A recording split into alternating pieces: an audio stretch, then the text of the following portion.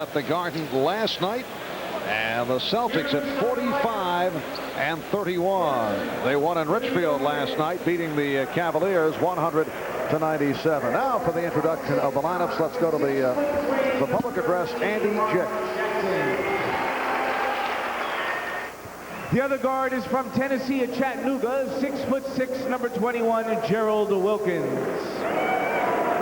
The center is from Georgetown, a 7-foot even, number 33, Patrick Ewing. And forward from Wichita State, 6'8", number 32, Xavier McDaniel.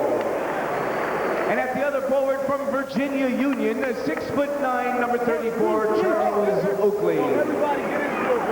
Trainer of Knicks is Mike Saunders, assisted by Tim Walsh. Assistant coaches Dick Harder, Paul Silas, and Jeff Van Gundy. Head coach Pat Riley.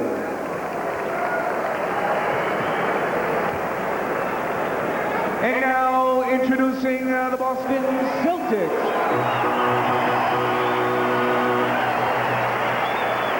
At guard from Jacksonville, 6'1", number 7, D. Brown.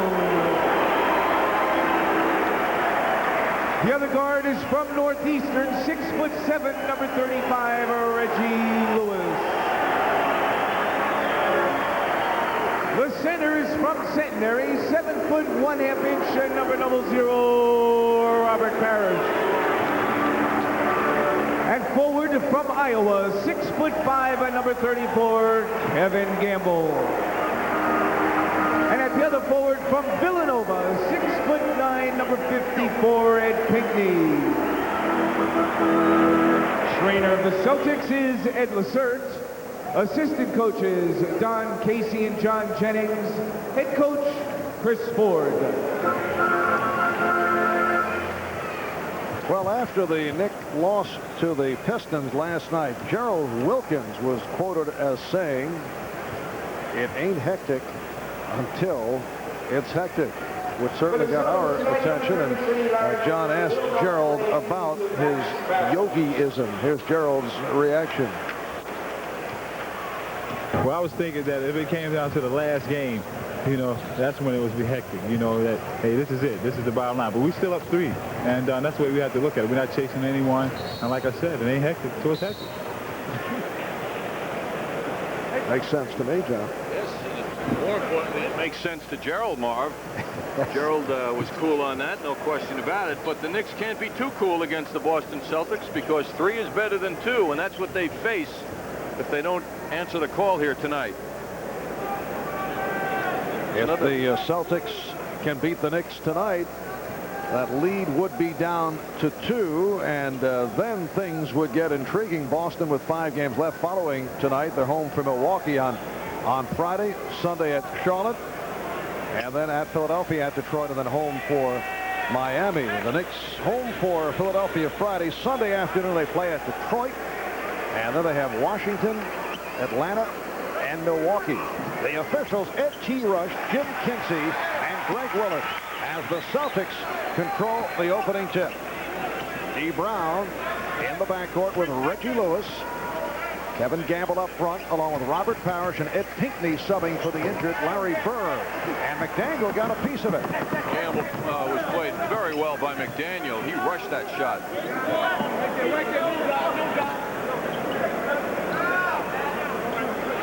McDaniel met on the mismatch by Brown, but decided to throw it back out. Here's Jackson, and the Knicks lead it by the score of 2-0. Scouting reports have to give more attention now to Mark Jackson's jump shooting. He got room and he made the most of it. Mark Jackson equaled his season high with the 26 last night against Detroit. Pinckney for Parrish. Robert Parrish, at 38 years of age, the oldest player in the NBA, but still going strong. The game is tied at 2. Oh, Wilkins thought he had a nick, but it was Pat Riley made the nice one-hand grab. Half right. He had a nick, but it wasn't a player. Did have a member of the organization. It's Canadian, John. My thirst for hockey comes out every so often, particularly here at the Boston Garden. The steal by McDaniel. Here's Wilkins. Oh, crowd wanted to travel, and it was close. That time, Gerald not looking for Pat Riley on the sideline. Although Pat did motion to him kiddingly, I was open. Knicks lead it 4-2. Pinckney hearing it from the crowd as he was able to get to the offensive board. Oh, and that's where Ed Pinckney shines. And he reached right over Oakley to get that rebound. He's such a good competitor, an outstanding offensive rebounder. Game tied at 4. Gamble played by McDaniel. Celtics have won 14 of the last 15 here at home. They've won their last 7 at the Boston Garden.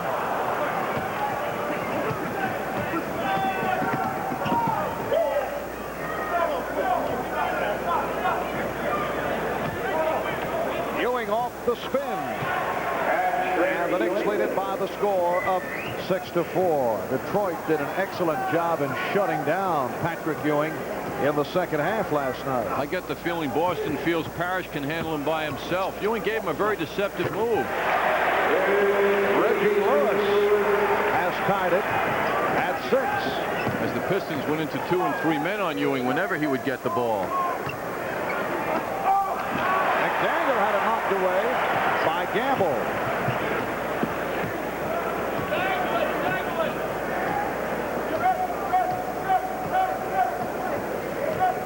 D. Brown setting against Mark Jackson. Ed Pinckney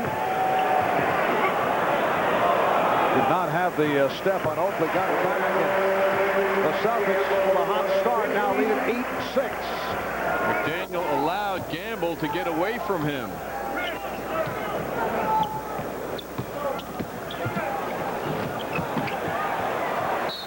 Oakley tried to save an errant pass, tapped it to McDaniel, but it went out of bounds, and it will be Boston ball.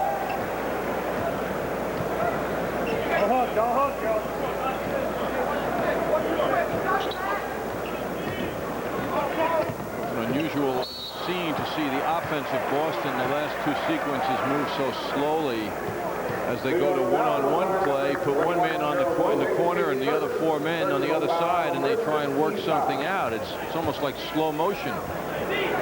Gerald Wilkins called for the foul. We're just underway in Boston. 534th consecutive sellout.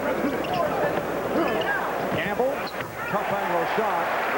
Well, he missed his first couple, and he's hit his last 2. Xavier has got to give him more respect. The best thing he can do is try and take him out as a receiver of passes. Celtics by 4. Patrick Ewing cuts it to a 10-8 Boston lead.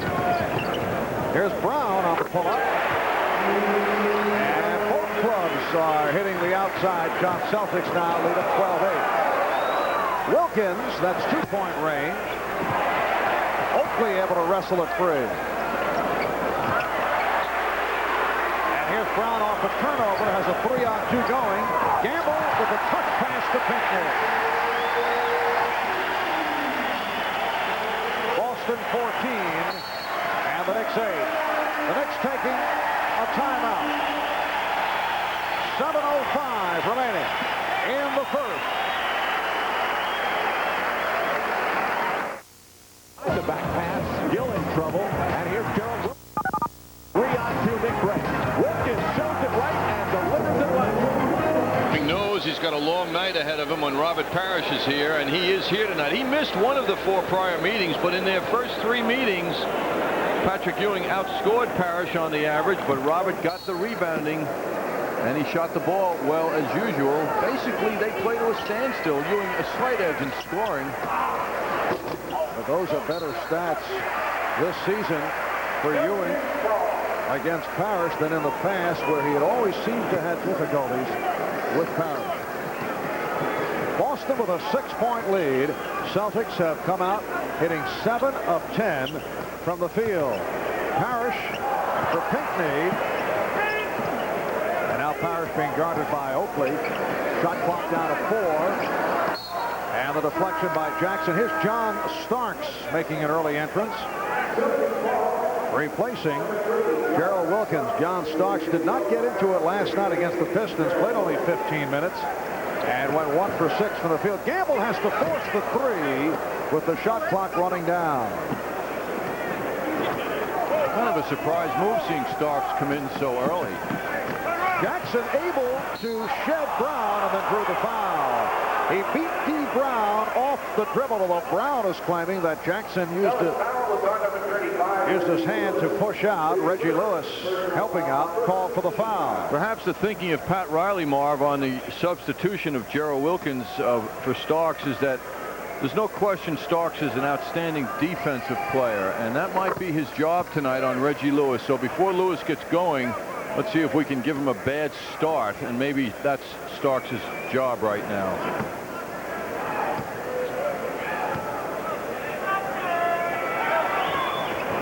Celtics with a 14-10 lead.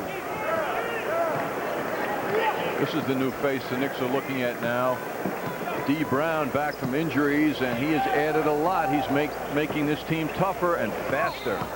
Holding foul on McDaniel. D. Brown back from a knee injury. He underwent arthroscopic surgery. Had a very impressive rookie season, a first-round draft pick out of Jacksonville. Lightning quick in the open court, and has shown to be a streak shooter and an excellent defensive player.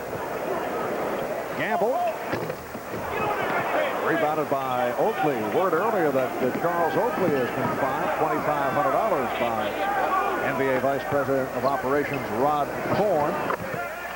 The X-Man cuts it to a 2-point Celtic lead. That fine for the forearm that he applied on Isaiah Thomas late in last night's game at the Garden. Oakley was ejected following the incident.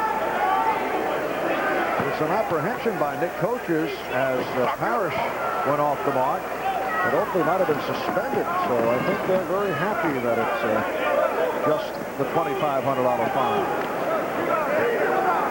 That happened away from the action. Never really got a good look at it.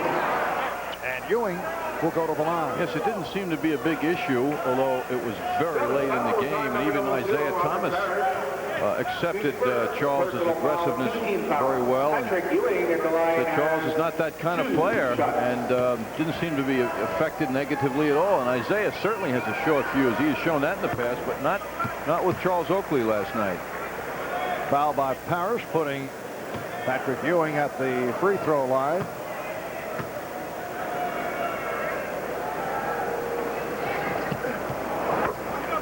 So the Knicks and the Celtics are tied at 14 as we come up on 5 minutes remaining in this first quarter. John Starks involved in a very physical matchup with Reggie Lewis. They are pounding each other. Now Lewis with the step. Rebounded by Oakley.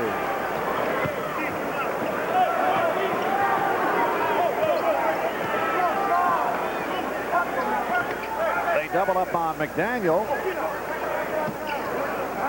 Starks for 3.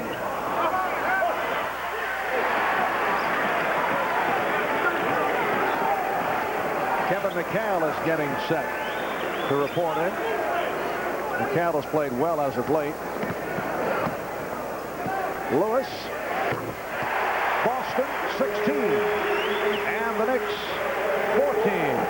The balance Lewis brings to this team is one of the reasons they're where they are right now. He's so reliable from the perimeter. Ewing drawing the double team, and he's tied it at 16.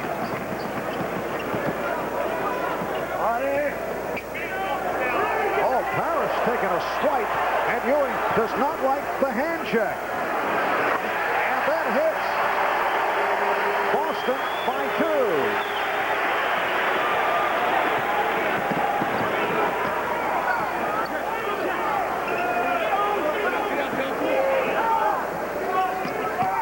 McDaniel, strong move by Xavier McDaniel as he was able to beat Kevin Gamble down low. He's got a couple of inches on Gamble, and he's using it early in the game to his advantage, and the Knicks are wise to keep going to Xavier. Game tied at 18. And a holding foul charged against John Starks away from the ball. Here comes McHale.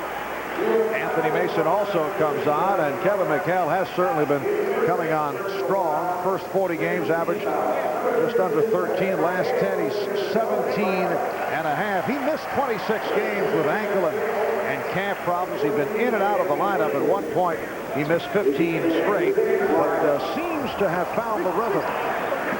Off the turnover, the Knicks with a 4-on-3. Starks with the pull-up. Yes.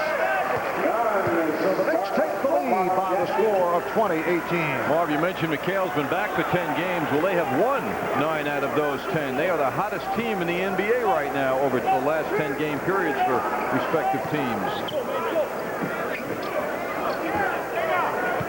McHale being guarded by Ewing, looking to swing in, and he's bottled up. Good play by Starks. Jackson comes away with it. And Jackson going all the way. Beautiful move by Mark Jackson off the steal, and the Knicks lead 22-18. Well, the defense took all of his vision to his right away, so he just figured it out himself with a tremendous move.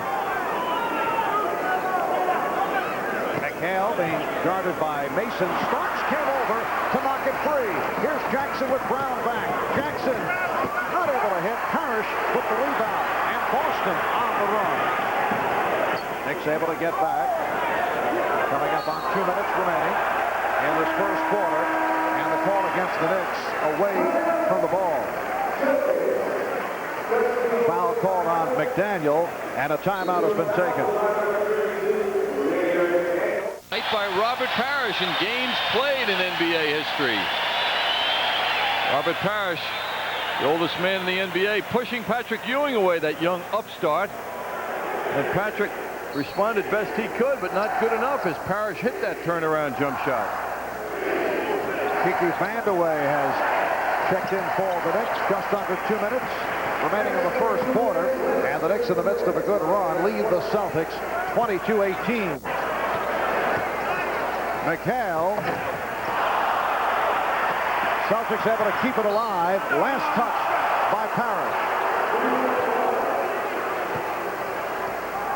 The Knicks now have a front line of Ewing, Vandeweghe, and Mason. Jackson and Starks in the backcourt.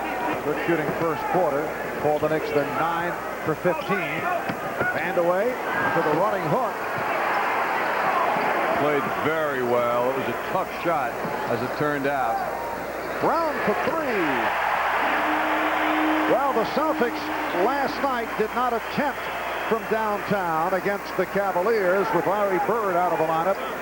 They do not have a long-range threat, but D. Brown hits only his 5th three-pointer of the season. And the officials check it out. They say last touch by the Knicks. Now John Bagley coming on for D. Brown. John Bagley had an excellent game here on Sunday against the Chicago Bulls. Played only 4 minutes last night in Cleveland. Bothered by sore feet. Sat out the entire second half last night. John Bagley's value has been appreciated more and more as this season has gone on because he gets the ball to the big men in the right position, as Kevin McHale clearly demonstrates. He does that better than D. Brown, better than Sherman Douglas. He gets the ball to the big people when they want it and where they want it. And Sherman Douglas has not been getting the playing time. Here's Jackson. Mark Jackson has been able to penetrate throughout this first quarter. Jackson turned back, and it's knocked out of bounds by Parrish. Well, seemingly very discouraged, but he had to deal with Robert Parrish at 7 feet. And now Parrish sits down. Joe Klein, who has been hampered by injuries recently, checking in. Sat out a couple of games because of a bruised knee. Half minute to go in the first. And the Knicks reset it. Shot clock is at 10. Ewing putting the move on Klein. Rebound, Lewis. Boston by 1. And they'll hold for a last shot. 10 seconds to go in the quarter. Bagley going with the left hand and then to the right. Here's Starks. And that's the end of one. The Celtics with a 23-22 lead on the Knicks here at the Boston Garden. Chris Ford's Boston Celtics have won 9 of their last 10. They have been on a roll over the last 10 games. John talked about this with Chris and said now that you've won 9 out of 10, have the expectations changed? Well, it's with guarded optimism. Right now, you know, it seemed all season long, once we get 12 healthy bodies, we only get them for a game or two, then somebody else goes down, and it's been a continuing, ongoing saga. But if everyone is healthy, we like our chances. And the health of the Celtics, the question coming into this season, once again, they have been hard hit by injury. Second quarter is underway. Ewing's pass picked off by Gamble. Boston leading by 1, 23-22. Here's Klein from Bagley. Rebounded by Mason. Patrick's response to the double teaming, not good enough. Mason getting the step. Oh, he beat Pinckney and took that nice pass from Starks to give the Knicks a 1-point lead. Patrick comes off a game when he had 7 of the Knicks' 15 turnovers, as he did last night against Detroit. He's got to be more careful with that ball. Now Pinckney had it poked away by Vandeweghe. Last touched by Pinckney. Good defensive maneuver by Vandeweghe. Greg Anthony has come on, replacing Mark Jackson. Greg Anthony struggling again with the shot, 1 for his last 10. Anthony in the backcourt with Starks, Mason, Vandeweghe, and now Oakley up front. Oakley replacing Ewing. Here's Vandeweghe, and he was hacked. Kiki going to the left hand on that drive. Rick Fox comes on for the first time. Fox for Pinckney. Rick Fox, the rookie out of North Carolina, who was getting the playing time earlier this season because of all the injuries. Larry Bird having his problems, Kevin McHale out. Fox played well, in fact, proved to be a big surprise, but it's been tough to get the minutes with McHale back in the lineup. Very talented player, though. He has averaged 19 minutes a game for the Celtics, and he has shown the Knicks on occasion how dangerous he can be. He's fast at 6'7". He moves very well, and he shoots long range and has the body to bang inside with the bigger people. The word on Larry Bird, he spent yesterday resting the sore back, hoping the medication would do its soothing work, but he is listed as the old day-to-day situation. Celtics do not know when he will return. McHale off the spin. And speculation that, well, maybe the Celtics will rest Bird for the playoffs. Or if they win tonight and come within 2, perhaps he will make his way back earlier. Mason on a fadeaway. So the Knicks now lead at 28-23. The lead in the Atlantic Division is all about playoff positioning, avoiding the tougher matchup. And both clubs want that desperately. Klein gets the roll. 3-point lead for the Knicks. Bob, you were telling me before the game that Magic Johnson told you on Sunday how soft and lovable these rims were. Well, Joe Klein's shot just demonstrated how soft they are. All right, here's Oakley. Rebounded by Fox. This Magic says these are the most friendly rims in the NBA, and the backdrop here is excellent for the shooters. John Bagley cuts it to a 1-point Knick lead.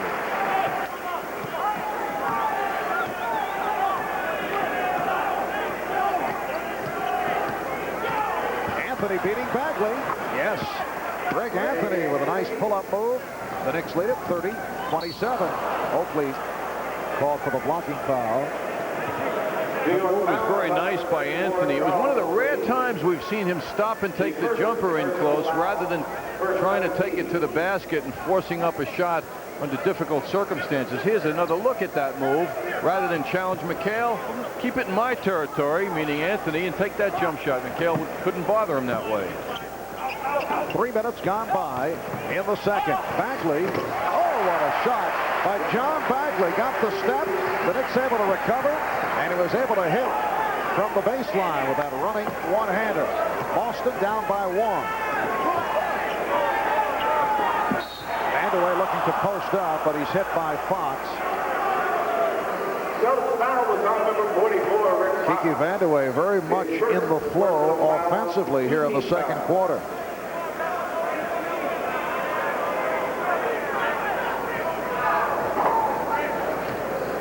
He played 10 minutes in each of the last 2 games for the Knicks. Vandeweghe on a quick release. Rebounded by Klein. That's a little too quick for him. He really didn't get a look at the basket, but he's got to get shots up in order to feel that ball. Pick and roll, but Klein was not on the move. A holding foul. That's why he was not moving. Klein was held back. Anthony called for the hold. Bagley surprised as he looked to execute the pick and roll, but his teammate was not there. The reason he was being held by Anthony. Anthony took him on a switch. McHale feeling for the contact with Oakley. And the loose ball foul charged to Klein. Taking a look at McHale's shooting, he's missed a couple now down low, but you get an idea of how difficult he is to contend with when at his size, which is 6'11", he spins down low, bangs you down low, makes you retreat, and then takes a fall-away jump shot, and most of the time hits those.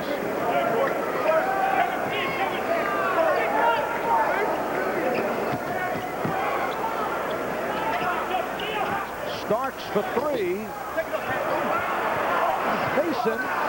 Mason again. Knicks lead at 32-29. Terrific job by Mason here in the first half, working against taller people wherever he turns. McHale, his shooting has been off. He is 1 for 6.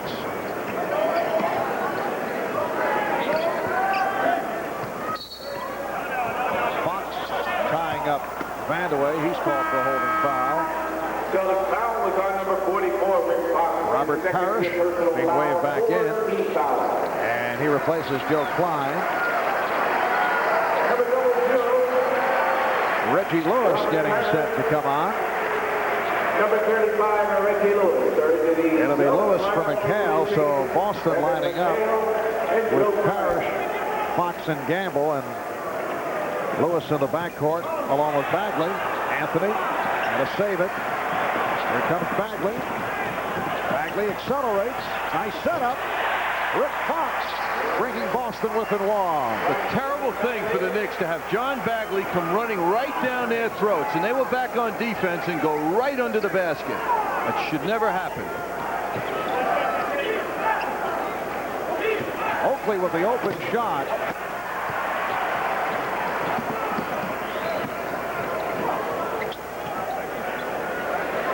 Bagley wide open. Be nice if somebody guarded him. I'm sure that's how Pat Riley feels. He's hit 3 out of 4 for 6 points. Boston by 1, and the Knicks take a timeout with 6:40 remaining. First half. She doesn't want to go back to work for a while. She likes staying home with the baby. How old's the baby now? She's 2 months old tomorrow. I swear she's a genius. Yeah. No catchy jingles. Look. No images of snow-capped mountains. You're lucky. No rock stars. Another Heineken? Yeah. No sports stars. No, I've been getting them. None of that is what made Heineken the #1 imported beer in America. Well, you like being a dad. I wouldn't trade it for anything. You gotta try it. Sounds just like my in-laws. You have a different view of life. You don't want to get bogged down in revolving credit on bank cards. All that revolving debt, all that outrageous interest. This is not for you.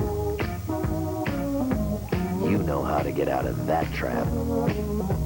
The card, the American Express card. Don't leave home without it. Of all the places...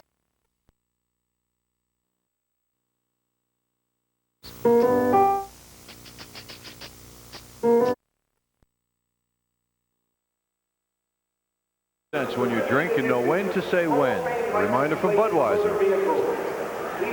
Pat Riley had a timeout and undoubtedly discussed defense. John Bagley moments ago comes right down the throat of the Knicks defense, gives the ball up way inside the foul line. And that made it easy for an inside hoop. And John Bagley, seconds later, unguarded, didn't bother to dribble in further. He had all the room he wanted, and he took it and made that jump shot. Well, the Knicks opened up hitting 9 out of 15, but since then they have managed to hit only 4 of the last 15 shots. Boston leads it 33 to 32. Patrick Ewing is back. So they resume the matchup. Ewing going against Parrish. 5th meeting of the season between these two clubs. They split the previous 4. However, the Knicks have lost 22 straight here at the Boston Garden during the regular season. And the Celtics off that Parrish field goal now lead at 35 to 32. It is actually 23 in a row if you include a Celtic home game that was played in Hartford that was also won by the Celtics over the Knicks. Anthony coughed it up. Here's Bagley with Anthony back. Bagley. He thought he was fouled. Anthony was given the uncatchable pass by McDaniel. John Starks cuts it to a 1-point Celtic lead. Mark Jackson is getting set to return. Bagley beating Parrish. So perfectly done and read by John Bagley. He read the situation perfectly. 8 points for Parrish. Celtics by 3. Here's Ewing getting inside for the reverse. Boston leads 37-36. Lovely pass by Starks. Similar effect as Bagley's had. Ewing leading the Knicks with 10 points. Bagley from downtown. John Bagley has hurt the Knicks here in the first half as he hurt the Bulls on Sunday. Bagley now has 9. Ewing will go to the line.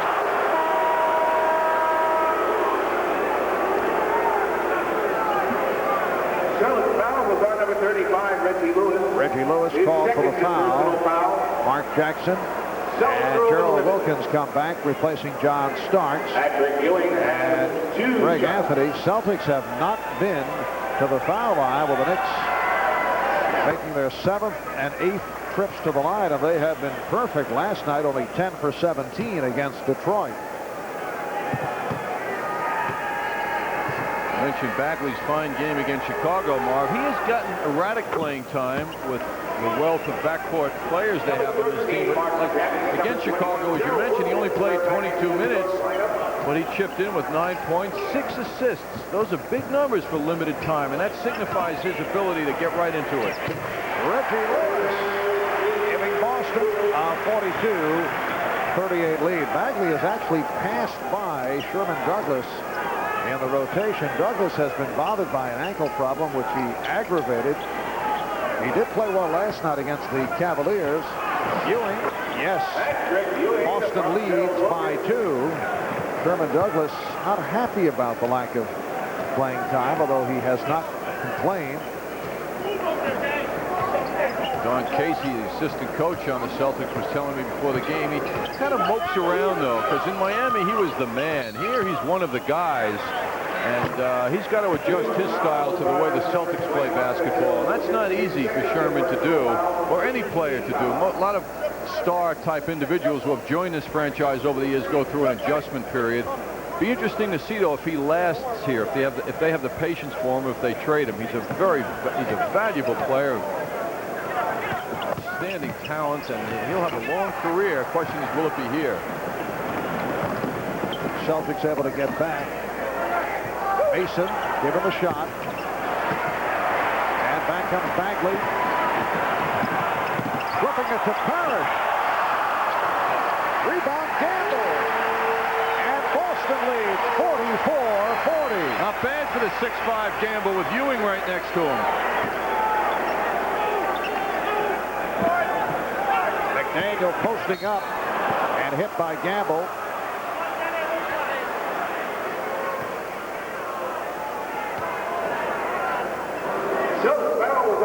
Marv, as we see Reggie Lewis walk in front of us now, if you were a member of his family, I would think you'd be worried about his weight. This guy is as thin as you can get. Wiry, 6'7", listed at 195 in his 5th year out of Northeastern. Leads the Celtics, averaging 20.5 per game, as you mentioned earlier. Made the All-Star team this season. Last year, averaged just under 19 and became a go-to player for the first time as a pro. And had a good one last year despite a nagging sore back. Such an improved, underrated player.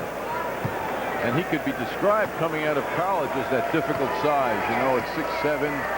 Is he a forward? Is he a guard? There'd be a lot of reasons to think he would not succeed.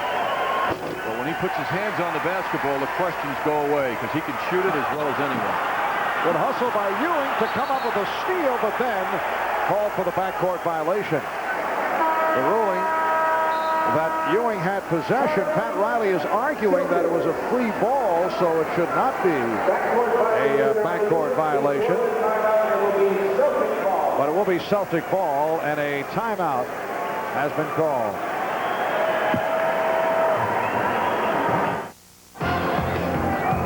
There's a line calling for a base hit.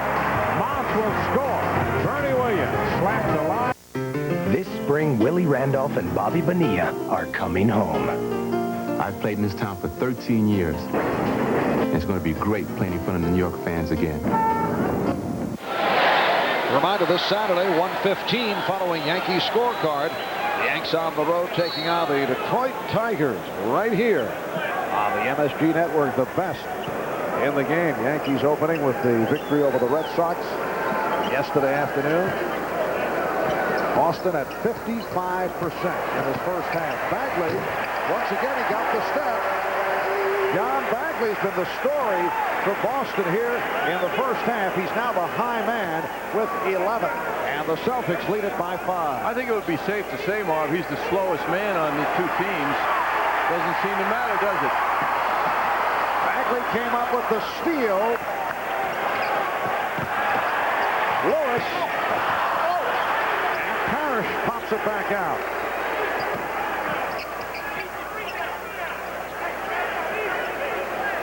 We're coming up on 2 minutes remaining in the first half. Fox the 3.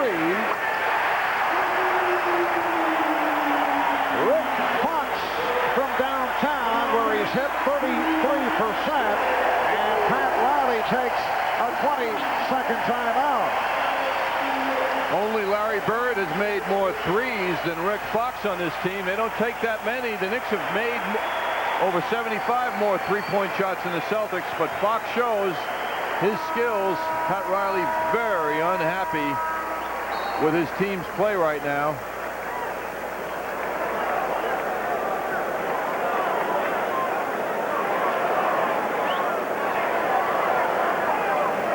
The Celtics did not attempt a 3 last night against the Cavaliers. They've hit 3 out of 4 tonight from downtown. Their major threat from three-point land, Larry Bird, is sidelined once again by the back spasms. Minute 59 remaining in the first half, and Boston has its biggest lead of the night, a margin of 8. They've only made 6 three-point shots over their last 5 games coming in tonight. Celtics on a 7-1 run.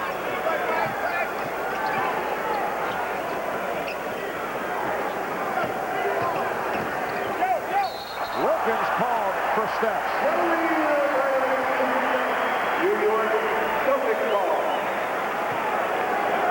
When Gerald is going straight to the basket, he's a blur, but when he's made to stop and then figure out the next move, many times he gets caught on that extra step violation.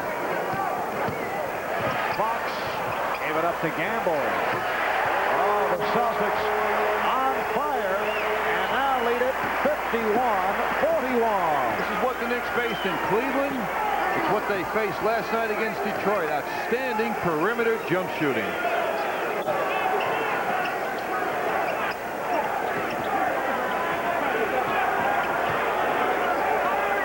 Shot clock at 2. Down to 1. McDaniel, yes, just did beat the 24. Celtics lead it 51-43 with 1 minute remaining in the first half. Marv Albert, John Andres from the Boston Garden. Capacity crowd better than 15,000 and turned out. Oh, what a move by Robert Powell. Oh, that was breathtaking. Boston by 10.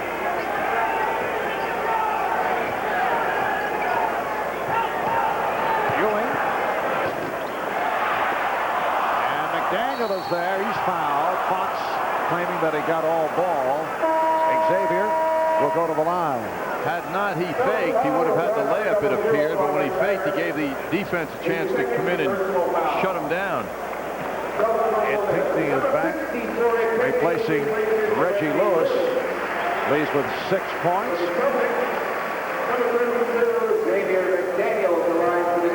Xavier McDaniel has done well against the Celtics this year. 4 games. He's averaged 24 a game.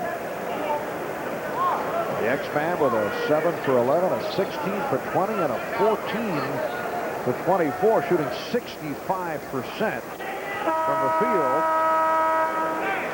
And he has 7 points in the first half. Take a look at that gorgeous, clinical left-handed hook shot by Parrish moments ago. And you'll note his direction was toward the basket. That's classic. Simply because if he missed the shot, he'd be in position to rebound it. McCall is back. Parrish sitting down. 34 seconds to go in the half. Light pressure by Jackson. The Knicks are down by 8. Boston using the clock. Bagley checking over at the Celtic bench. And then shoots it way off. Gets a reaction from the crowd. Here's Jackson. Final seconds. Bagley racing it down and was blocked by Mason. It'll be Knicks ball with 1:07 seconds to go in the half. Good play by Anthony Mason. And McDaniel fires it down. Here's Ewing. That's the end of the first half here in Boston. The Celtics 53 and the Knicks 45. Bob Page coming up at the MSG Sports Desk.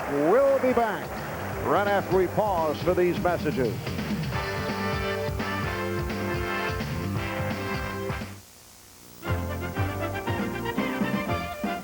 My name is Sean Ryan. If you need anything in home entertainment, nobody beats the Williams. There is a currency that knows no borders. A currency more respected than the Deutschmark, the franc, or the English pound. Bagley 11, Patrick Ewing, high man for the Knicks with 14, and it's the Celtics by 8 at halftime. Now, as promised, here's Bob Page at the MSG Sports Desk. Thank you, Marv. Good evening, everybody. With the Nets' hold on that final playoff spot in the Eastern Conference down to this 1 game, New Jersey playing a critical contest tonight in Landover, where their lead over the Bullets at halftime is just 1 point. In the first quarter, Michael Adams with the basketball, feed to David Wingate. His jam cuts an early Nets lead to 28-23. New Jersey led by 4 after 1. Second stanza, Nets maintain that lead. Kenny Anderson penetrates beautifully with a layup. Wes Unseld and the Bullets have lost 9 of their last 11. They look like it here as Anderson burns them again. This time a no-look pass to Raphael Addison, but Derek Coleman, who injured a groin muscle last night, is not in the lineup, and the Nets are struggling without him. Not content to leave LSU a year early, Shaquille O'Neal is now in the process of getting a divorce from his former head coach, Dale Brown. It seems that Brown dropped in on the O'Neal residence a week ago Sunday and was told by the family of Shaquille's plans to apply for the NBA draft. He was also sworn to secrecy. Brown then violated the family's trust by going public with the information, forcing the O'Neals to call a hasty news conference for last Friday. Now Brown has told the media that his former player already has a lucrative $10 million shoe endorsement contract lines up, a claim that O'Neal's father vehemently denies, calling Dale Brown, quote, a liar. The big story nationally today was the announcement by former tennis great Arthur Ashe that he has AIDS. The 48-year-old Ashe says he contracted the dreaded disease through a blood transfusion and is now going public with the knowledge because the USA Today newspaper threatened to break the story. Magic Johnson, who made a similar announcement last year, praised Ashe's courage today, and Arthur in turn has been touched by Magic. I've also gained much insight in watching Irvin Johnson weave his magic among school children, and I suspect we may join hands to work together. Phone call from President Bush following today's news conference here in New York. More in a moment. Sports Desk is brought to you by Alamo. There are over 4 million miles of roads in Alamo territory, and with Alamo, all those miles are free. There's nothing else like it on Earth, or maybe even in heaven. It stretches for 725 miles, and it's called the California Coastline. There are over 4 million miles of roads in Alamo territory, all across America. And every day, with every car nationwide, only... Brought to you by Right Guard Sports Stick from Gillette. Anything else would be uncivilized. Florida prosecutors say they have made their decision about whether to press charges against those Mets accused. They have called an afternoon news conference tomorrow to make the announcement. Mets play at St. Louis tonight, just getting underway about now. In fact, the 4-game series is tied at 1 game apiece. How many 10-9 games with that horrendous pitching staff do you suppose the Detroit Tigers will be involved in this year? Tigers lost one at home to the Toronto Blue Jays this afternoon. Roberto Alomar broke a 1-1 tie in the second inning when he took human fossil Frank Tanana out to left center for a 3-run homer. The Jays built an 8-1 lead, but no lead safe when Cecil Field is around. In the fifth, Fielder goes the opposite way for a 3-run shot off Todd Stottlemyre. Fielder added a 2-run homer in the 8th, his third in 2 games so far. That made the score 10-9, but that is where it ended. Yankees off tonight. Don't forget our full 15-minute edition of the MSG Sports Desk at 11 o'clock. John Bagley 5 for 9 from the floor for 11 points. Robert Parrish hit 5 of 8. He has 10, 8 for Gamble, 6 for Lewis, while the Knicks are led by Patrick Ewing, connecting on 5 out of 10 for 14. Xavier McDaniel, who's played well against the Celtics this season with 9 points. A good shooting first half for the Celtics, 25 for 45 for 55%. The Knicks were going well, but certainly did tail off in the second quarter. Yes, their shooting percentage went down, and like everything else, when your shooting isn't working and you're not making up for it with dominance in other areas, you've got problems. And the Knicks are meeting a team tonight that's up to the task and shooting the ball very well here at home. And they have many people who are hurting the Knicks. It isn't just one. Let's take a look at some of the halftime highlights, which are brought to you by Minolta, creators of the world's most responsive SLR cameras, the new Maxim XI series. And we've been talking about John Bagley right throughout the first half. 13 minutes for Bagley, 5 for 9 for his 11 points, along with 4 assists. And John Bagley with a surprise 3-point shot here in the first half. One of the 3 Celtics who made threes. Bagley set up Robert Parrish perfectly. Robert soared above the rim and sent that one down. Patrick Ewing leading the Knicks here in the first half. As usual, Patrick working one-on-one, no double team, so he goes to a deceptive spin away move and had a clear view of the hoop and made that one early. Xavier McDaniel had his moments, 3 out of 4 from the field in the first half. No hand in his face, no problem seeing the basket and making that one. So both clubs back on the floor getting ready for the second half, and we'll be back in Boston in a moment.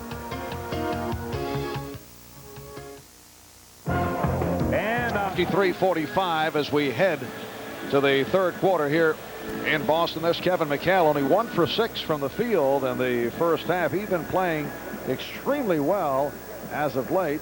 That's Kevin McHale, part-time actor, John, this past television season. Kevin made his second appearance on an episode of Cheers, an episode dealing with his obsession as to how many bolts there are on the Boston Garden floor. Let's take a look. Kevin McHale on Cheers.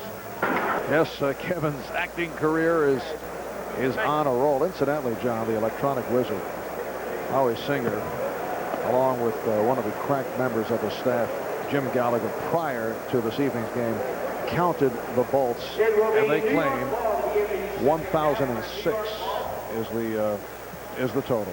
Very sad, but true, Marv. I know that job was done here this evening, and there are guys. We have to live with them and stick with them, even in these low, boring moments of their lives. That was Kevin's wife, Lynn, making a cameo. That was terrific.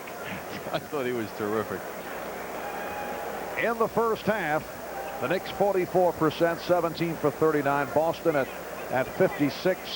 Terrific shooting. Celtics did not go to the foul line. And the Knicks with 8 turnovers. Boston with 5. And that cost the Knicks 11 points. And in a game like this, that's a concern. It gave up 11 points. Here's Oakley. Once again, Charles Gibbon. The shot. He's 0 for 3 from the field. D. Brown is back on. He and Reggie Lewis at the guard. Robert Parrish at Pinckney. Kevin Gamble up front. For those of you just tuning in, Larry Bird sitting out for the 3rd straight game because of the back spasms. Here's Lewis. Rebounded by Ewing. Jackson and Wilkins in the backcourt. Ewing, McDaniel, and Oakley up front. Crowd wanted to travel on Oakley. Parrish jumping out for the steal. Mark Jackson throwing the ball, ignoring Parrish, which is hard to do. Parrish at 7 feet. Very easy to notice out there, but the Celtics throw it away.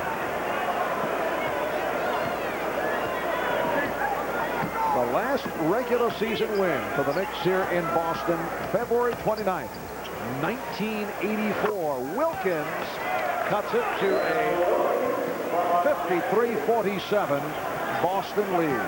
There's Jackson's 4th assist now in the game. The Knicks have lost their last 22 straight regular season games here in Boston. Gamble, it counts, and the foul. The last time, though, that the Knicks beat the Celtics here at the Boston Garden, Game 5 of the playoff series under Stu Jackson. That was back in 89-90. Gamble shooting that ball beautifully, going to the left across the middle. You remember that game, the Knicks in dramatic fashion advancing in the playoffs. Knicks assistant coach Jeff Van Gundy told me before the game that the Knicks, for the first time since that victory in the playoffs back in May of 90, are in the same locker room that they were that particular night. So he was looking at it as a good omen. The reason, because the National Hockey League is on strike and the Boston Bruins visiting locker room available. In Boston at 11-point lead. So the Knicks are back in the visiting hockey dressing room. However, the problems continue here in Boston. Matchups in the 3 prior games that they met this year. That seems to be the trend. Patrick Ewing grew up in Cambridge, and as a youngster was watching Robert Parrish perform for the Boston Celtics. Oh, look out. Tripping foul called on Jackson. D. Brown handling that ball on the cross change of direction. Jackson feels he was run into, but the official saw it the other way.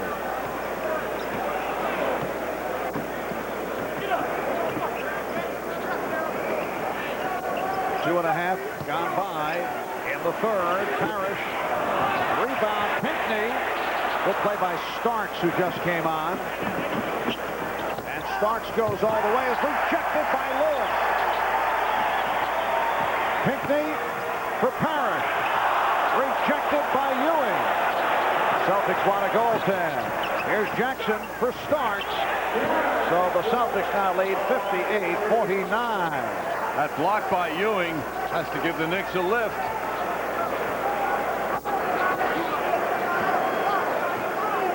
Brown calling out a play. And away from the ball, an elbowing foul called on Starks. In the exchange moments ago, Parrish thought he was inside for a nice soft hook shot. It didn't last long with Ewing in the area.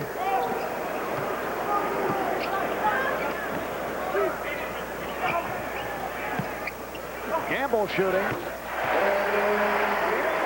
Kevin Gamble has 13.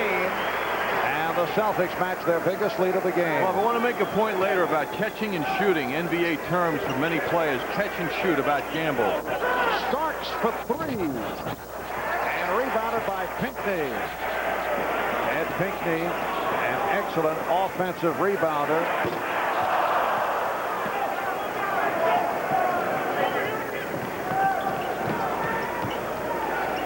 Dangerous pass. Starks throwing in a crowd, and Ewing kicked it out of bounds.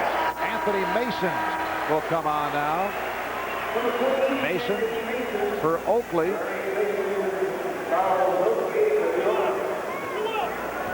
Charles having one of those games where he has not scored, and he will sit down. 4 minutes gone by in the third. 16 minutes in the first half. Charles was 0 for 2 from the field. Reggie Lewis with the quick release, and the Celtics have their biggest lead of the night. A margin of 13.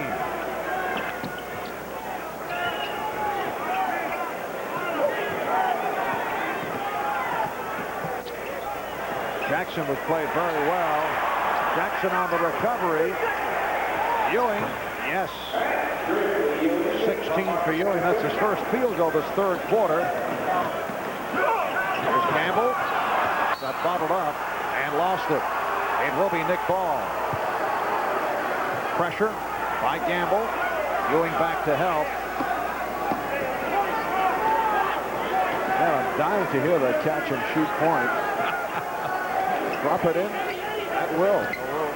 We'll let it hang out there. Ewing with the drop step. So the Celtics now lead 62-53. We'll see if the Celtics ever get to the foul line.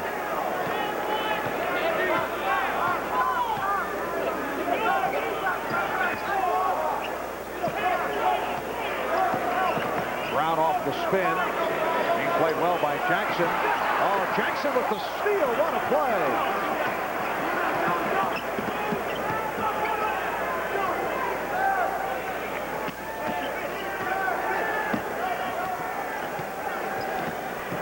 Jackson can't escape. D. Brown.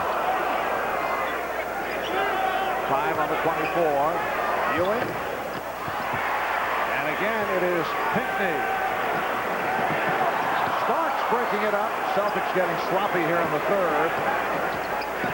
Jackson. Good move, but could not finish it. He had Pinckney drifting back. And a timeout taken by Chris Ford. 6:10 remaining. In the third, the Celtics lead it by 9.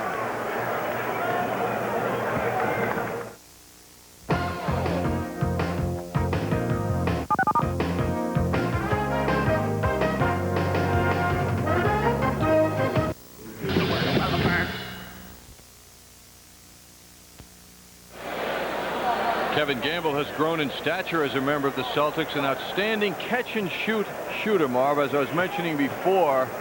Gets the ball right up, no hesitation. 300 games were charted earlier this season, NBA games, and it was proven that 42% or demonstrated 42% of the catch and shoot shooters made their shots. 42% of the shots went in.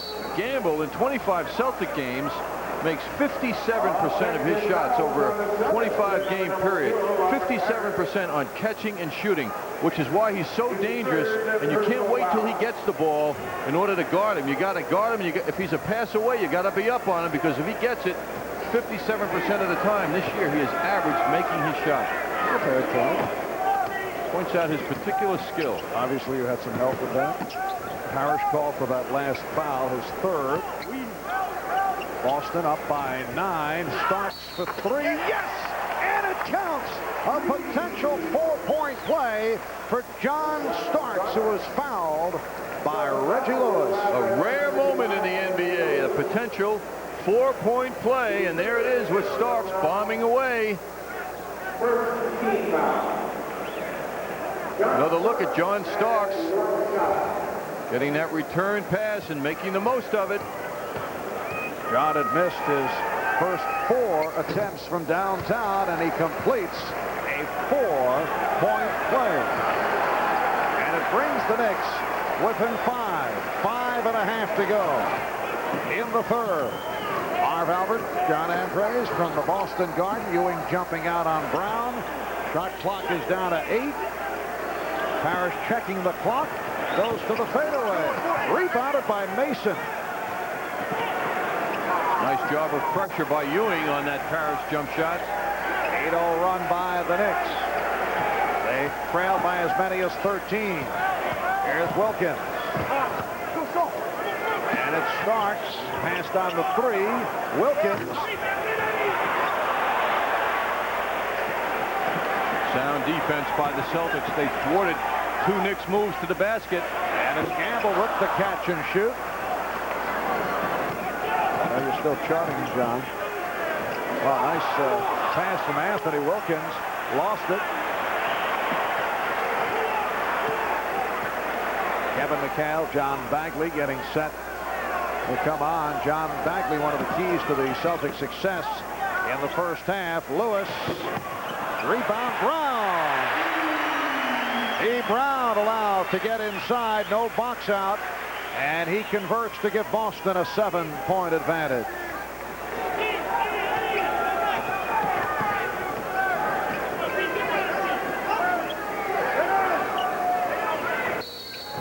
Mason was held by Pinckney.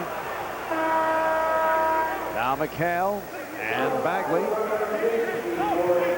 make their return, replacing Pinckney and Brown. Kevin McHale, as we mentioned, only 1 for 6 in 9 minutes in the first half. But John Bagley is bothered by sore feet. Sat out the entire second half last night against Cleveland. Led the way with 11 points in the first half tonight. Pick and roll, Mason. Good recovery by McHale. Rebound, Ewing. Crowd wanted to travel on Ewing. Ewing working very hard, but having a lot of frustration on his shooting tonight.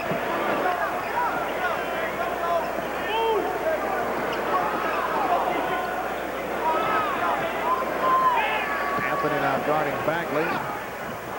Gets it to Lewis. McHale lost it.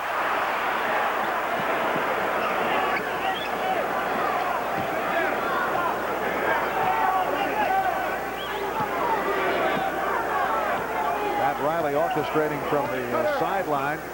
Starks came off the pick, but Lewis stayed right with him. Shot clock at 5.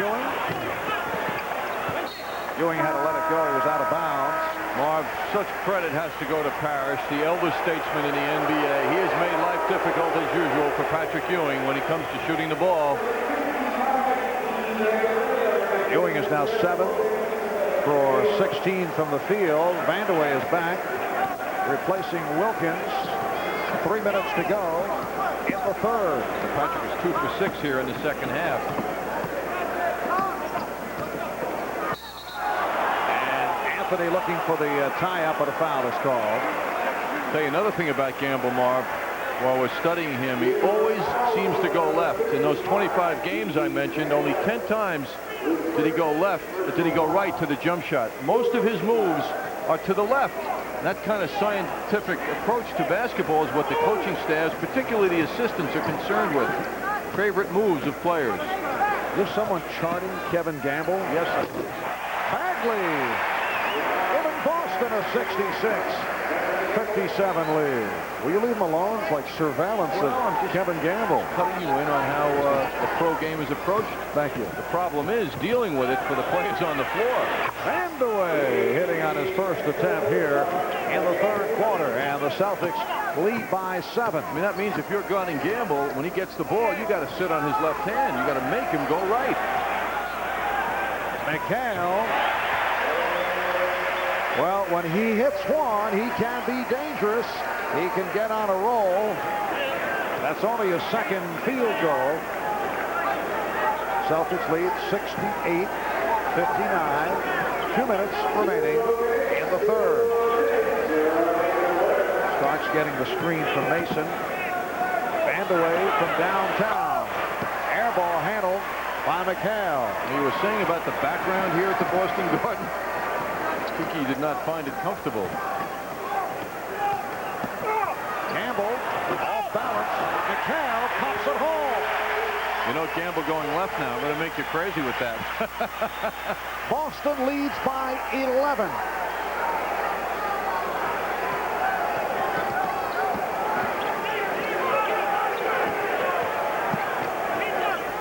Ewing. Patrick Ewing was surprised to receive that pass from Kiki Vandeweghe, but was able to hit from the angle. Ewing has 20, and Boston leads 70-61 as we approach 1 minute remaining in the third quarter. Well, Mason and McHale involved in a wrestling match.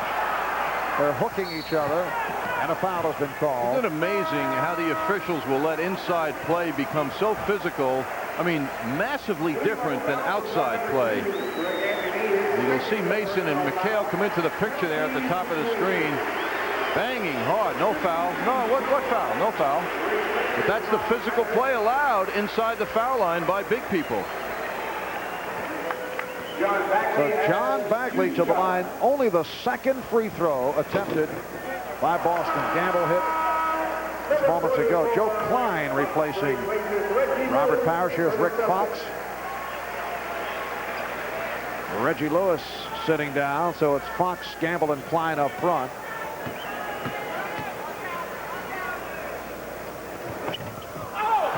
Bagley missing both. McHale on the rebound. And Ewing able to get to it. Celtics the best foul shooting team in the NBA. It's rare to see that. Celtics 81% from the line. 40 seconds to go in the third quarter. And the call by the outside official, Ed.T. Rush. Foul on Klein, his third. But did you see how quickly McHale came over to help Klein? After Ewing beat Klein in the move and spun around to the left, McHale was there right on the spot. It is a non-shooting foul. Celtics with their fourth team foul. Half minute left in the third. Starks, yes. So John Starks showing signs of heating up, hit a three and drew the foul for a 4-point play, and now hits the long jump. Boston by 7. 20 seconds remaining in the third quarter. And they're holding for a final shot. Anthony went down trying to draw the foul. It'll be Celtic ball. There's 4 on the 24 and 9 seconds left in the third quarter. Yes, the officials did not buy that dramatic display of defense by Greg Anthony.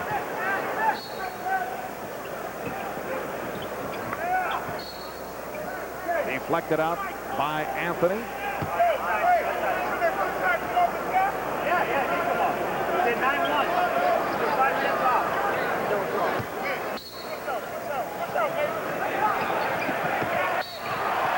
a push called on Ewing.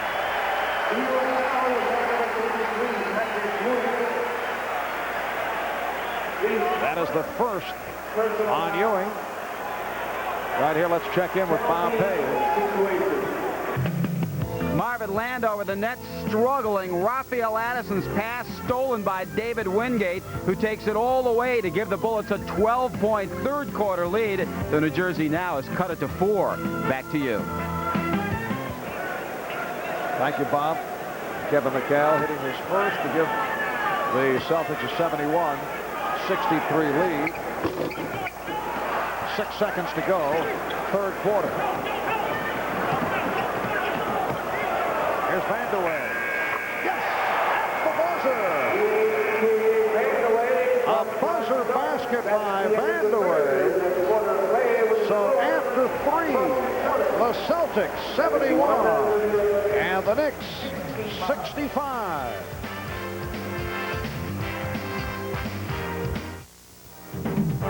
New York Knicks basketball is brought to you by Dutch Boy, the official paint sponsor of the NBA. Available at Home Depot.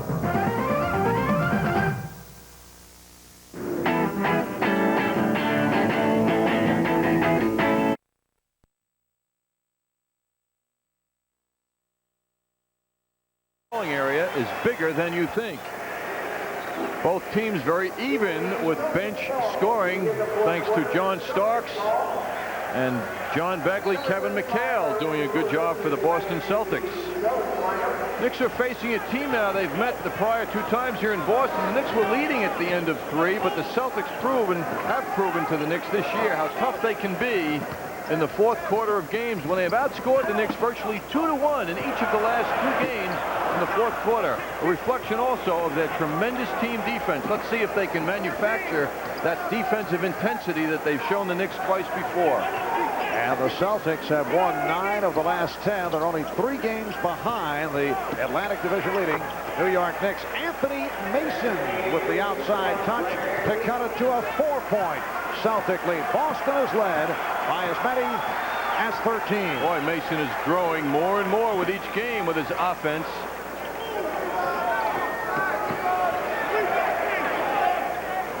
Here's McHale. Loose ball foul against the Celtics. The Knicks in the midst of an 8-0 run. And it will be Nick Ball. Fine is called for the foul.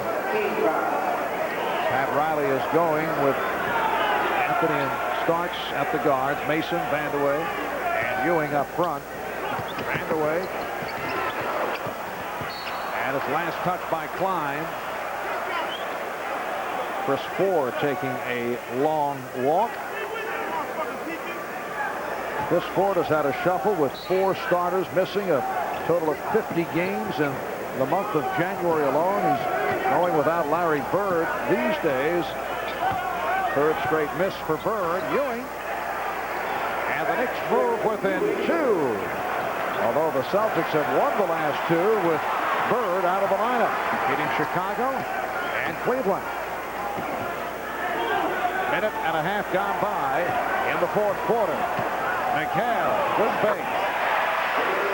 Boston leads 73-69. Well, they used to laugh when the ball would go into McHale and it would never come back out. That's what's going on now, but he's recapturing his touch. That pass off the mark could not be handled by Mason.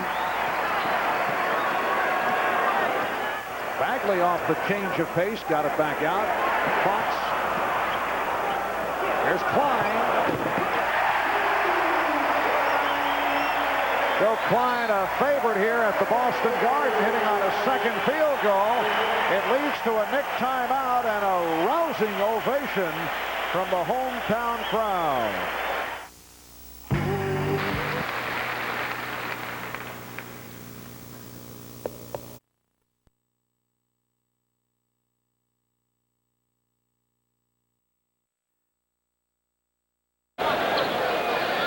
Two minutes gone by in the fourth quarter. Boston showing some pressure.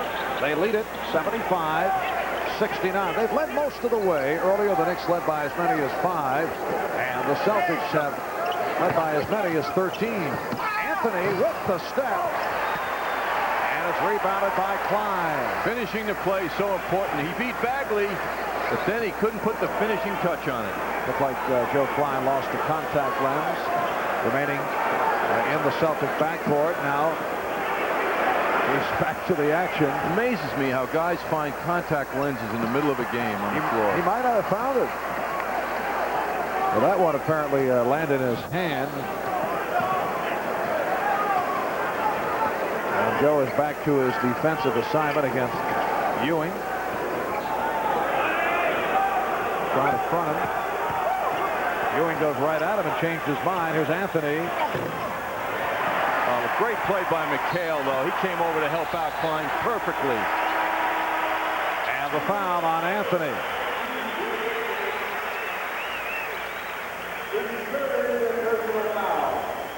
Joe Klein moments ago, as you mentioned, losing the contact lens. And he seemed to come up with it. Well, he's now headed back to the Celtic locker room. Klein replaced by Parrish. Bagley and Lewis at the guards. McHale, Parrish, Fox up front. Bagley being guarded by Jackson. It's rebounded by Mason. Celtics by 6. 8.5 remaining in the fourth quarter.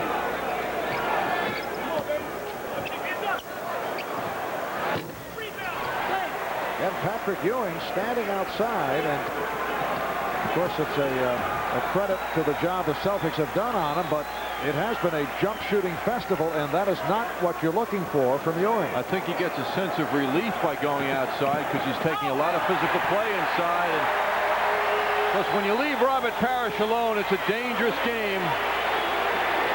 And that's what Ewing did. Boston leading 77-69. And away off the head fake, stopped by Parrish.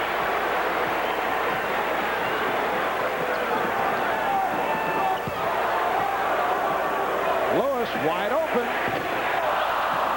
And Mason with the rebound. It's been another strong effort for Anthony Mason. Once again, Charles Oakley and Xavier McDaniel sitting it out here down the stretch. That has been the scenario.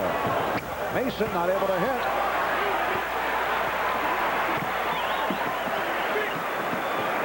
Well, Marv, as you look ahead for the Knicks planning, there's got to be a lot of meaning in that, I would think, with Oakley and McDaniel particularly sitting when games are on the line. And away off the head fake. Nice dish off. Mason will go to the foul line.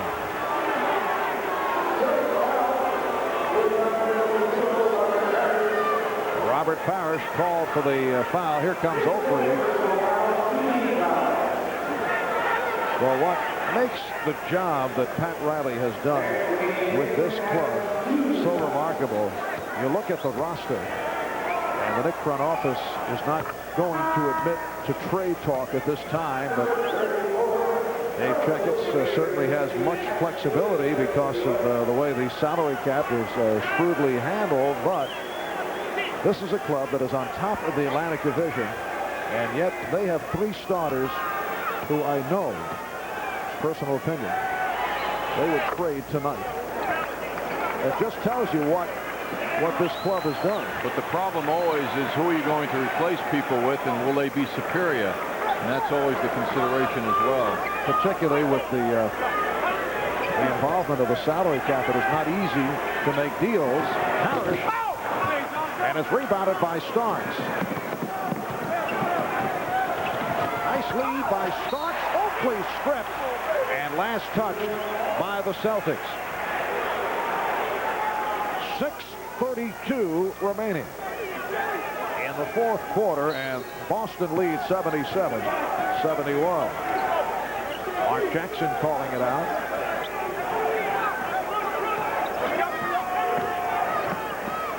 Oh, Fox with the good hustle deflected it away, and here's it from the crowd. He's so deceptive at 6'7". He is fast.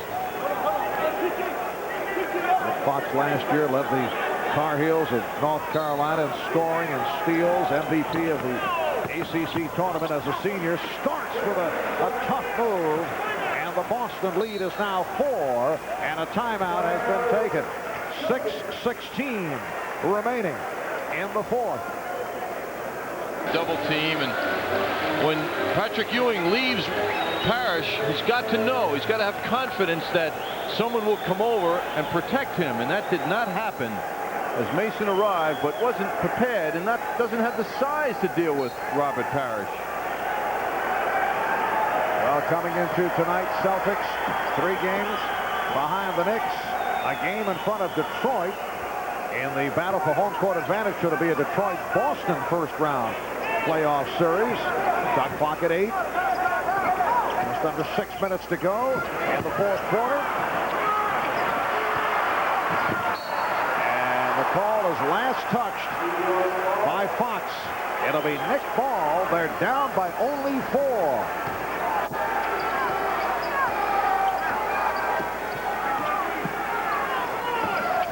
Starks, yes. John Starks coming on in the second half, and he has brought the Knicks within 2. Starks has a knack for doing it in big moments. 16 for Starks. Bagley played by Jackson. Here's McHale. Checked by Mason. Double teamed.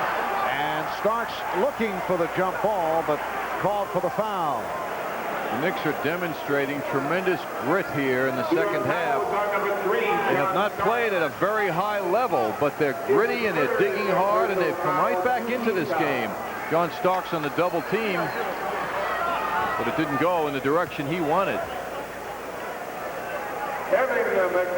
Rare appearance at the line for the Celtics, who are 2 out of 5. Make a 2 for 6 for a club that is 81% on top of the NBA at the free throw line.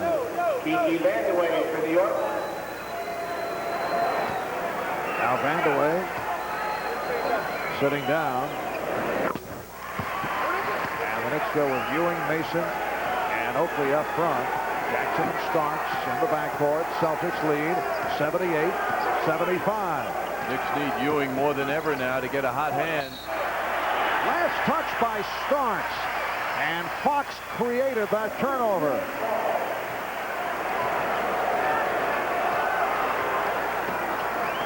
Five minutes remaining in the fourth.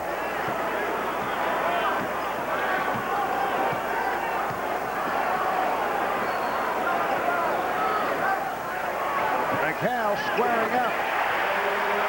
Boston leads 80-75. So Kevin McHale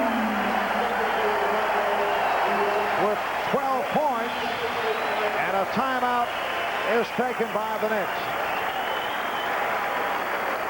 Incorporated is prohibited.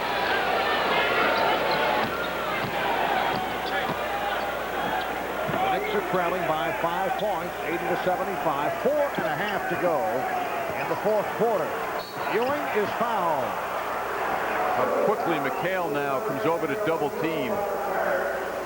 Celtics know that the Knicks will go to Ewing as much as possible, so they're preparing their defense to play as Detroit did last night, to immediately double team him. In the first half, they let Ewing go. They let Parrish handle him, and it didn't work out badly. Patrick with 14 points. But now he'll see lots of pressure. Foul called on Parrish, his 5th. The Knicks are now down by 4. Here's Kevin Gamble for Rick Fox. Fox played well. A lot of deflections all over the ball at the defensive end, and leads with 5 points.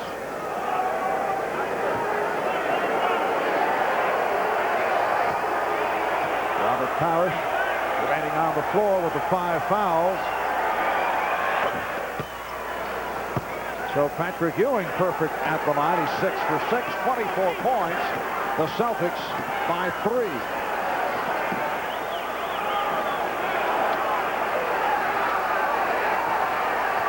McHale operating against Oakley. Here's Lewis, intended for Parrish.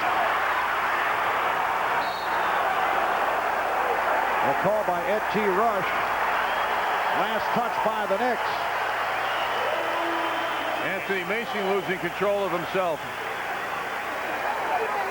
Ewing yelling at him, calming him down. A technical would be very dangerous now. McHale with 3 on the shot clock is fouled by Oakley.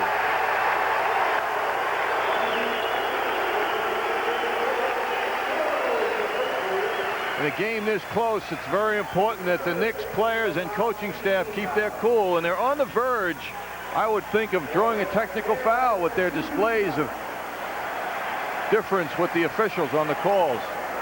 Kevin McHale now 2 out of 5 from the line. And he's an 83% foul shooter.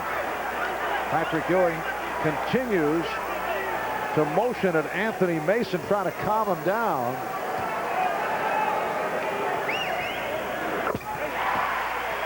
Boston leads 81-77. Just under 4 minutes remaining in the fourth quarter. Oh, that pass too strong. Thrown by Starks, but the Knicks got a break last touch by the Celtics. Now Jim Kinsey says the other way, and Ewing is in his face. And a technical foul called on Patrick Ewing.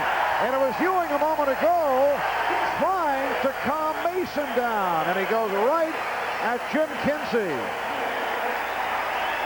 Well, the Knicks were getting excited about the calls. Ball going through Patrick's hands.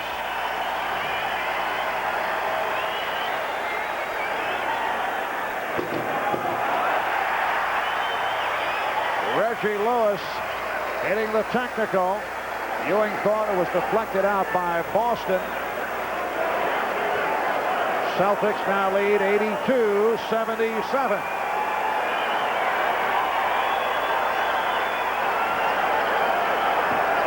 Pressure by the Knicks.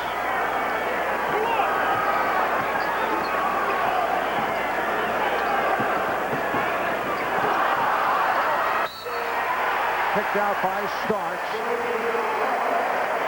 No argument there. And Gamble will throw in. 9 on the 24. Bagley. And Parrish extends to a 7-point lead. How quickly Parrish gets that jumper up.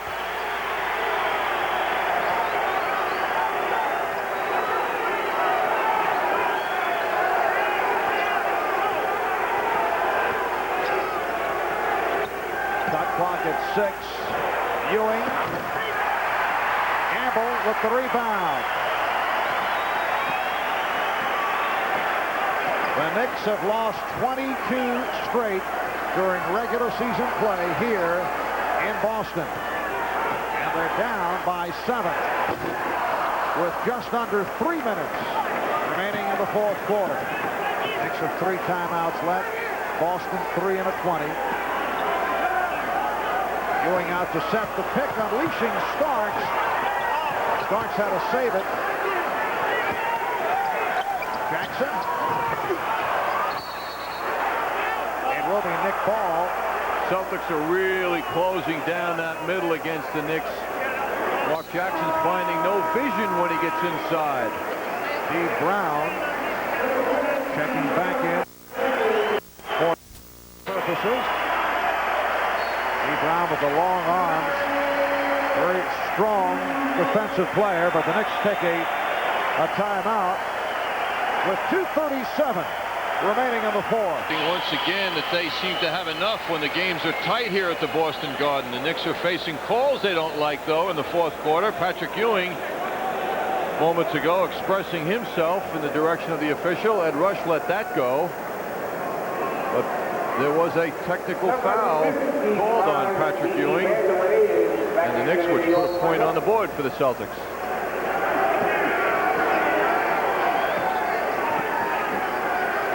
Down by 7. Starks pass picked off. Both clubs having their difficulties from the floor in the fourth quarter.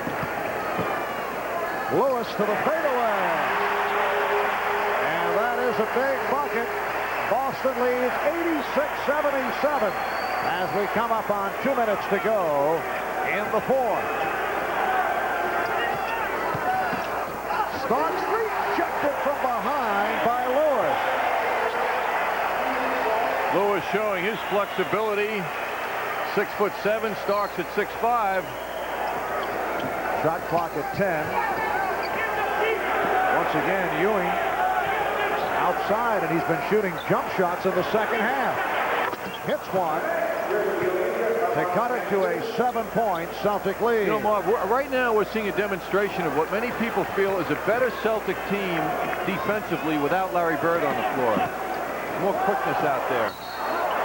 And that is a backcourt violation. Good play by Jackson.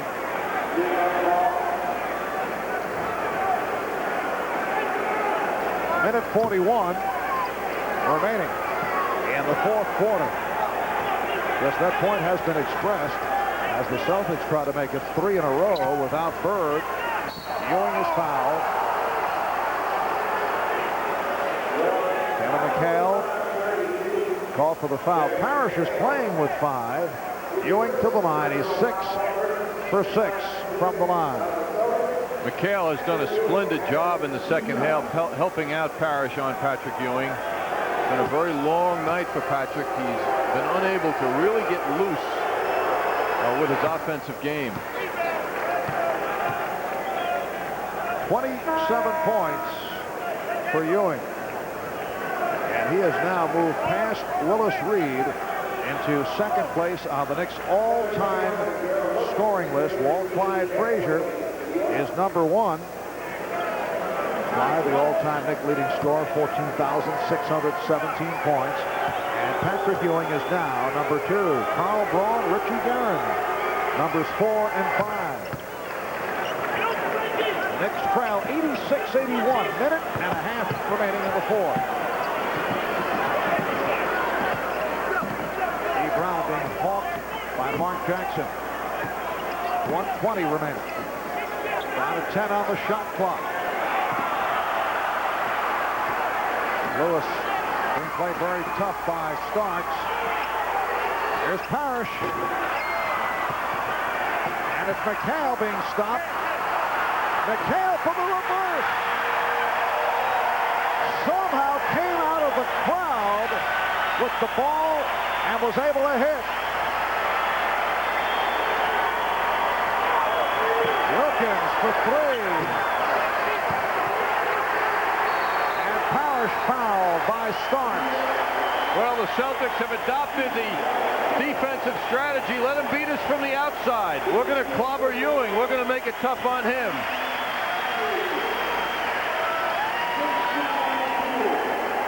McHale will outdig everybody to come up with the ball and make a sensational shot. At 6'11", the long arms of Kevin McHale prevail on that play. Down to 45 seconds remaining. Boston by 7. Jackson stripping Brown, and the foul is called. It's on Dee Brown. Another brilliant defensive play by Mark Jackson. Well, he had his hands full with Dee Brown, and he handled it beautifully. Brown, a very fast man with the ball, and Jackson outcompetes him and stays with him and takes the ball. And with Boston over the limit, Jackson to the line, so that stops the clock. And Mark Jackson with a potential 2 points, which would cut it down to 5. 39 seconds to go in the fourth quarter. Boston leads 88-82.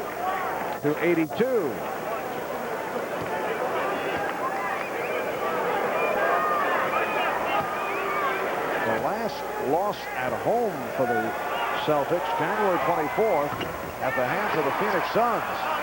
Ewing, and rebounded by Lewis.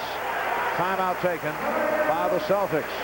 Celtics have won 14 straight here at home. And a win here tonight against the Knicks would cut that Knick lead down to 2.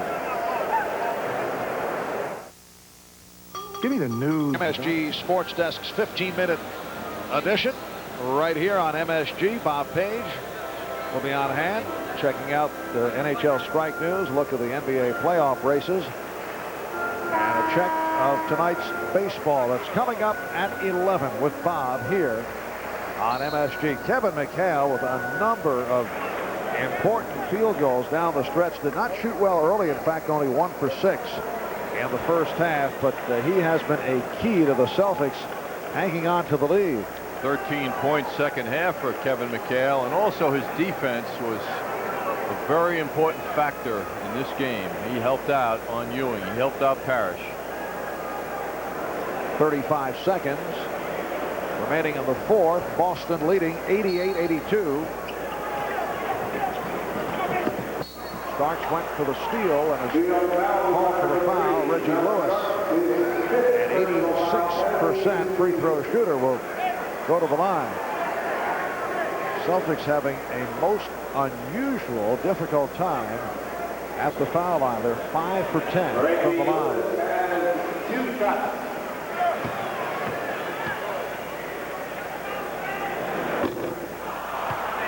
Amazing. Team that leads the NBA in free throw shooting. Xavier McDaniel seeing very little playing time in the second half. It's down by 7. Jackson feeding Ewing. 25 seconds remaining. It is a 5-point Boston lead. And off the double team, the foul is called. Ewing and Starks all over Lewis. That puts Lewis back at the line. Foul on Ewing.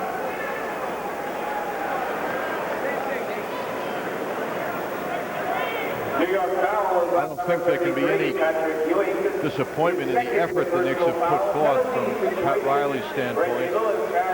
The execution, however, is another question. And the ability of the Knicks to offer resistance, this is incredible, necessary to beat this team, is also another question. The Knicks just did not bring enough here. But right now, at the way the Celtics are shooting foul shots, the Knicks are alive. Boston staying at 50%. The 7 for 14 from the line. 6-point Celtic lead. See the time running down. Wilkins from downtown. And it's Ewing with 12 seconds remaining. 90 to 86. 4-point lead. And the foul is given immediately on Starks. That is 6 on Starks, so he leaves with 16 points. Kiki Vandeweghe will come on. And again, Lewis to the line. He's 3 for 5 from the foul line. Kiki Vandeweghe replaces Starks. For New York, Reggie Lewis has 2 shots. Reggie Lewis enjoyed his career high of 42 against the Knicks last year. Tonight, rather quiet, however, after his season-high 38 last night against Cleveland. 13 points thus far. So this time, Lewis hits both, and the Knicks take a timeout. 12 seconds remaining in the fourth quarter. It's Boston 92, the Knicks 86.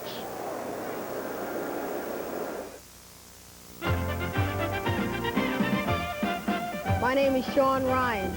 If you need anything in home entertainment, nobody beats the Williams. The Alfa Romeo 164 high-performance luxury sedan is now available for lease. There's no down payment and nothing else like it. Lease the 164 0 down, $338 a month for 48 months at Tri-State Alfa Romeo dealers.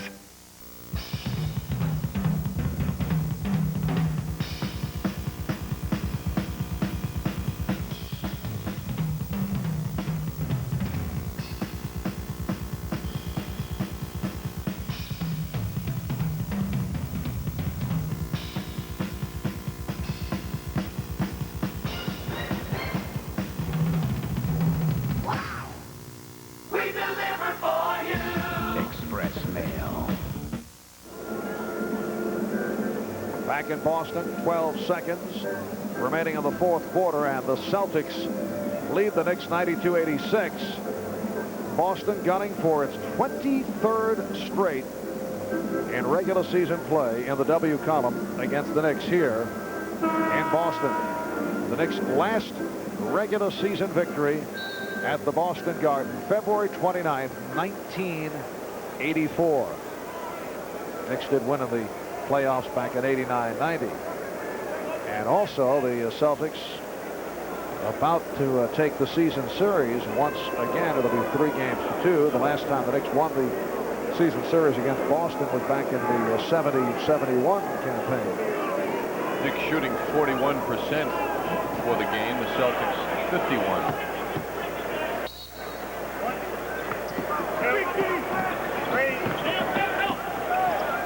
Jackson for 3, trying to draw the foul at the same time. And with 6 seconds to go, it was last touched by Boston.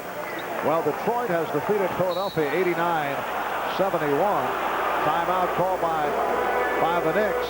And that is not approved by the crowd. They'd like to see the game conclude. We'll be right back. People who want to write sports for us don't give up easily. You again. Most points in the game, Knicks. 60, Bernard King. What was the president's batting average at Yale? 251. First home run, New York Mets. Gil Hodges. How many people at the first Super Bowl? 61,946. What were their names? Names? To keep up with sports in New York, keep up with the times.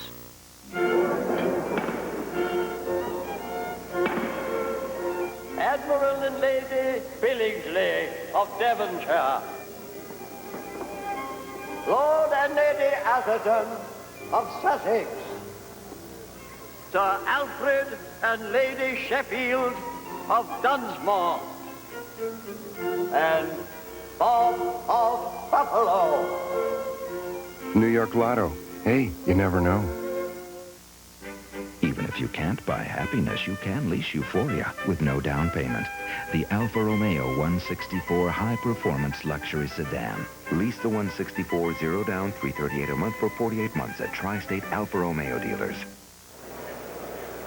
The Knicks have just used their final timeout. We gave you that Detroit score, knocking off Philadelphia 89-71. So a Boston victory here will maintain a one-game lead on the Pistons.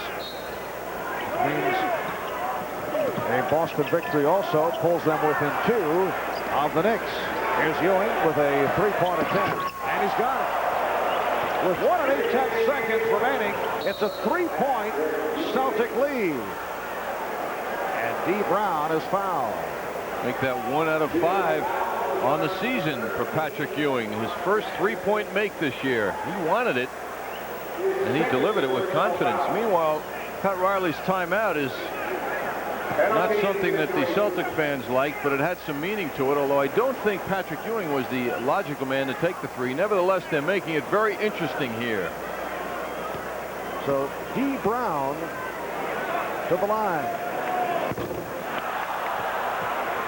He is now 2 for 3 from the foul line. And what is going on at the free throw line with this excellent shooting ball club from the line? Around a 77% from the line. No timeouts remaining. Anthony Mason gets it to Ewing. Try to draw the fouls. He fires one, and that will do it. The Boston Celtics defeat the New York Knicks by the score of 93-89, and they are now only 2 games behind the Knicks. The Knicks are now 48 and 29. Boston at 46 and 31. Looking the other way, they are 1 game in front of the Pistons. And the Celtics have won 3 out of 5 on the season against the Knicks. 23 straight here in Boston against the Knicks. We'll be back to recap right after these words.